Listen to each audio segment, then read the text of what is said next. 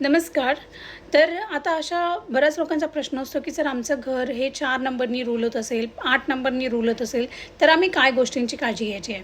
Okay. जर तुम्ही 4 नंबरच्या रूममध्ये राहत असाल आणि 8 नंबरच्या रूममध्ये राहत असाल, तर डेफिनेटली तुम्हाला त्याचे रिझल्ट्स काही ना काहीतरी त्या वास्तूमध्ये नक्कीच येत असतील. ओके. काही लोकांना ते फेवरेबल पण ठरतं, पण ते डिपेंड्स फ्रॉम कुंडली टू कुंडली. बट मॅक्झिमम 90 टू 95% पर्यंत आपण पाहतो की लोकांना एवढे पॉझिटिव्ह रिझल्ट्स नाही आहेत घरामध्ये. तर जर तुमचं हे घर 4 नंबर किंवा 8 नंबरपासून रूल होणार असेल, तर त्यासाठी आपल्याला काय गोष्टींची काळजी घेतली पाहिजे? जर तुमचं घर 4नी रूल होणार असेल, तर पहिली गोष्ट म्हणजे तुम्हाला तुमच्या घराच्या बाहेर ती पाटी नाही लावायची. म्हणजे काही लोकांच्या घराच्या बाहेर लिहिलं असतं 401, 402 किंवा 804 किंवा 808 अशा पद्धतीने.